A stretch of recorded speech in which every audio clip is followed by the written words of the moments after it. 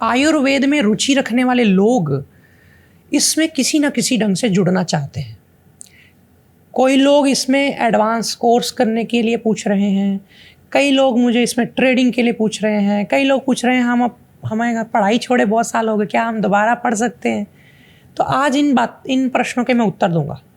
पहला प्रश्न कि पढ़ाई छोड़े काफ़ी साल हो गए हैं, क्या आप दोबारा पढ़ करके डॉक्टर बन सकते हैं? तो उसका उत्तर यह है कि आप डॉक्टर तो नहीं बन सकते हैं, लेकिन आप अपने बच्चों को पढ़ा सकते हैं, उनको मोटिवेट कर सकते हैं इस लाइन में आने के लिए। आप डाइटिशियन के बहुत सारे डिस्टेंस कोर्स होते हैं, वो कर सकते हैं। घर में ऐसी कई यूनिवर्सिटीज से जो डिस्टेंस कोर्स करा सकती हैं। डाइटिशियन का कोर्स करके आप आयुर्वेद से कहीं ना कहीं जुड़े रहेंगे, क्योंकि आहार भी एक आयुर्वेद का ही अंग है। तो ये बात हो गई। आप योग के कोर्स कर सकते हैं, आप नेचुरोपैथी के कोर्स कर सकते हैं। ये तो हो गया जो इसकी चिकित्सा में रहना चाहते हैं। जो लोग बहुत डीप आयुर्वेद में जाना चाहते हैं, तो वो मैं उनको सुझाव देना चाहूँगा, ट्रेडिंग में चले जाएं। जैसे कि मैन्युफैक्चर्ड ऑलरेडी जो प्रोडक्ट्स हैं, जैसे कि हमारे आनंदम आयुर्वेद के हैं या अन्य किसी अच्छी प्रतिष्ठित फार्मेसी के हैं, उनसे बात करके, उनसे डीलरशिप लेकर के आप अपने यहाँ स्टोर खोल सकते हैं। नहीं स्टोर खोलना चाहते तो आप अपने घर में ही रख के ऑनलाइन सेल कर सकते हैं। जैसे कि हमने एक प्लेटफॉर्म बनाया, कोई भी जहाँ पे आके सेल कर सकता है, sanskritibazar.com, आप वहाँ पे आके सेल कर सकते हैं। आप हमारे इस नंबर पे कॉल करिए संस्कृति बाज़ार के, सुबह 9 से शाम 5, सोमवार से शनिवार। आपको बताया जाएगा कि क्या क्राइटेरिया है, बहुत आसान है। और ट्रेडिंग में भी जड़ी बूटी की एक लाइन है। जड़ी बूटी की लाइन में अगर आप जाना चाहते हैं तो भाव प्रकाश निघंटू पढ़े, एक ग्रंथ है, उसके 2-3 आप जो टीकाकार हैं, व्याख्याकार हैं, हालांकि ये महर्षि भाव मिश्र ने इसकी रचना की है, लेकिन व्याख्या करने वाले बहुत सारे लोग हैं, तो 2-3 ऐसे कोई ले लें। आप संस्कृति बाजार पे ही जाके ले सकते हैं, तो उसको पढ़ें, आपको जड़ी बूटी की समझ आने लग जाएगी। आप जड़ी बूटी की ट्रेडिंग में जा सकते हैं उसको। और अगर आप इसमें भी नहीं जाना चाहते, उसमें भी नहीं जाना चाहते, तो आप मैन्युफैक्चरिंग में जा सकते हैं। मैन्युफैक्चरिंग बहुत कॉस्टली अफेयर है, सभी लोग तो उसमें नहीं जा सकते, लेकिन जिनको पैसे की तरफ से कोई कमी नहीं है, सामर्थ्य अच्छा है, तो उनको इसमें जाना है। तो मैं आपको सुझाव दूं, सारी फार्मेसियों को अच्छे से पहले स्टडी करो, उनके प्रोडक्ट्स को स्टडी करो, उनके प्रोडक्ट्स के बारे में कस्टमर्स के, पेशेंट्स के क्या रिव्यू हैं वो स्टडी करो। जिनकी बैकग्राउंड थोड़ी डॉक्टर्स के साथ उठने बैठने की है, वो इसमें ज़्यादा सफल होते हैं। उनको पता होता है कि डॉक्टर्स को क्या कमियां आ रही हैं, कौन सा प्रोडक्ट बनाऊं। जिनके आसपास अपने फैमिली में, रिश्तेदारों में बीमारों की बड़ी भरमार है, बीमार लोगों की, वो इसमें बड़े सफल हो सकते हैं। उनको पता होता है, वो आइडेंटिफाई कर पाते हैं कि इनको क्या चीज़ की ज़रूरत है, क्या ऐसी मेडिसिन की ज़रूरत है। तो वो मैं समझता हूँ पहले ट्रेडिंग में जाना चाहिए व्यक्ति को, फिर थोड़े साल के बाद वो मैन्युफैक्चरिंग में जाए तो बेटर रहेगा। एक बेसिक सी नॉलेज जुटा करके कि भाई इस कच्चा सामान कहाँ से खरीदना है, पैकिंग कैसे होनी है, क्या मापदंड हैं, लाइसेंसिंग कहाँ से होनी है, ये सारी चीज़ें होती हैं।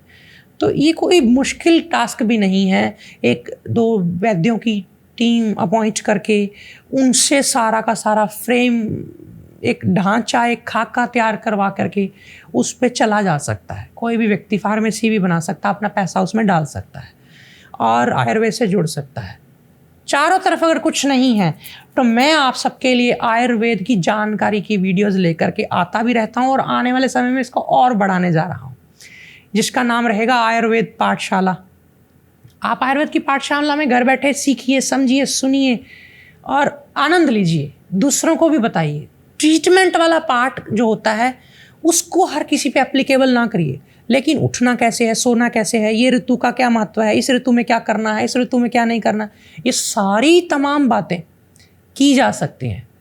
ऐसे ही वैद्य भाई बहनों को मेरी प्रार्थना कि अपनी इन्वेंट्री जो है उसको एक्सपेंड करिए ज़्यादा से ज़्यादा, जितना हो सके, और ज़्यादा औषधियाँ अलग अलग प्रॉब्लम्स के लिए उसको आप अपनी इन्वेंट्री में ऐड करते जाइए। अब गर्भ निरोधक गोलियां, एलोपैथ में इसकी करोड़ों रुपए की मार्केट है। हालांकि ये विषय बड़ा संजीदा है, बड़ा सेंसिटिव है, इस पर चर्चा करना, कहीं ना कहीं लोग आपके ऊपर ही उंगली उठा देते हैं कि आप लोगों को गलत गाइड कर रहे हो। लेकिन मैं आपको बता दूं, मैं इसके पक्ष में नहीं। लोगों को इस तरह के कृत्य नहीं करने चाहिए, गर्भ निरोध ये वो, लेकिन लोग इससे बाज भी नहीं आ रहे हैं। करोड़ों अरबों रुपए की कॉन्ट्रासेप्टिव्स बिक रही हैं। ऐसे में वो कॉन्ट्रासेप्टिव से जो साइड इफ़ेक्ट हो रहे हैं वो किससे छुपे हैं?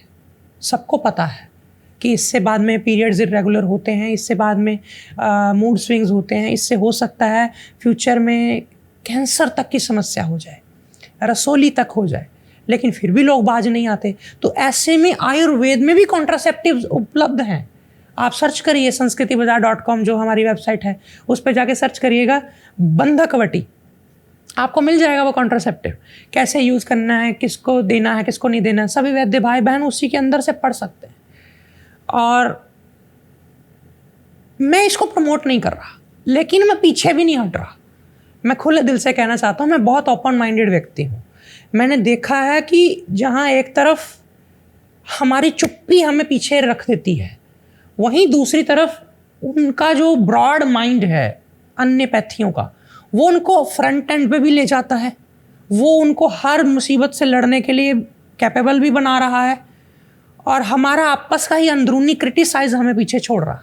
तो मैं उससे बाज आपको आने को कहूँगा। अगर कोई व्यक्ति, कोई वैद्य समझता है कि इस मौके पे किसी को इस तरह की देनी औषधि ज़रूरी है, तो वो ज़रूर दे। आयुर्वेद में कमी नहीं है, बस कमी है हम इसको जोड़ते हैं हर वक्त ऋषियों से, गुरुओं से। तो फिर हम कहते हैं नहीं ये करो, ये ना करो, तो वो चीज़ भी नहीं हो सकती। अब मैं आपको बताऊं, आयुर्वेद में मांस से चिकित्सा का भी एक प्रावधान है, जिसको आप ढक नहीं सकते, उस पर पर्दा नहीं डाल सकते। पर वो कब उपयोग में लाना चाहिए?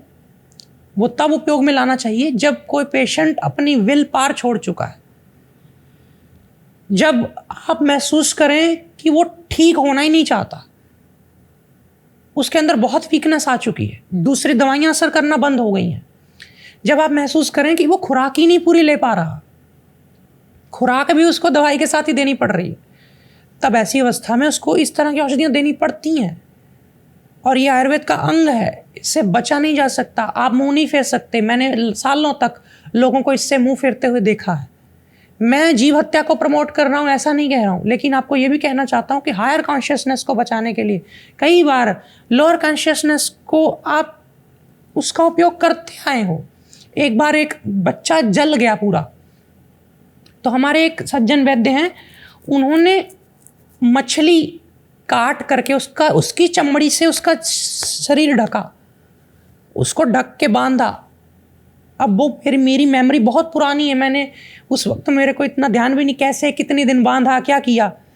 बाद में हमने धीरे धीरे फिर उसको समझा कि अच्छा ये करते हैं। उस वक्त मैं बड़ा हैरान हुआ कि ऐसे क्यों किया। बाद में समझ में आया कि जो बच्चा है, हो सकता है बड़ा होकर के एक बहुत बड़ा वैद्य बन जाए, बहुत बड़ा प्रधानमंत्री बने, बहुत ह्यूमैनिटी के लिए बहुत कुछ करे, पूरी समष्टि के लिए, पूरी प्रकृति के लिए, नेचर को बचाने के लिए बहुत भूमिका निभाए।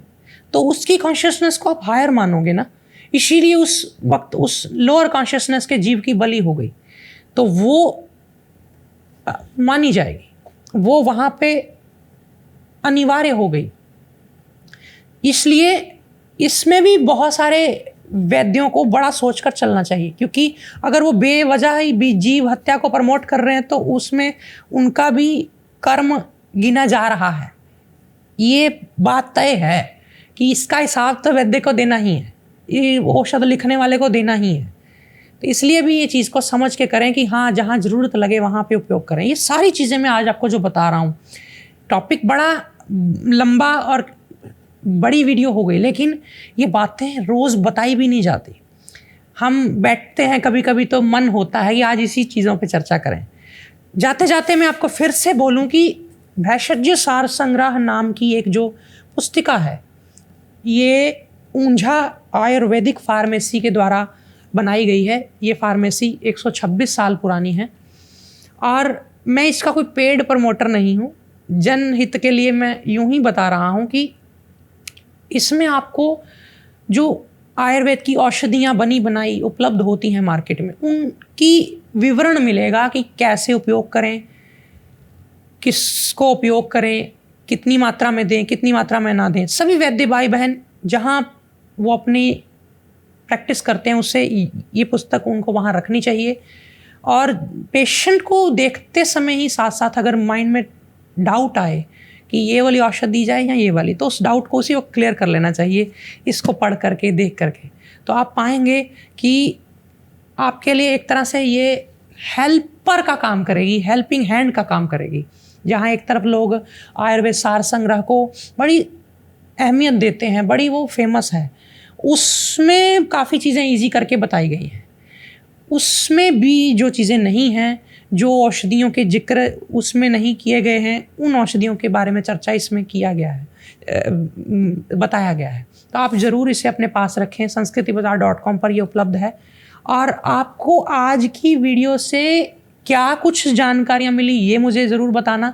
क्या और आपके प्रश्न हैं, ताकि इस चर्चा को यहीं पे नहीं छोड़ना।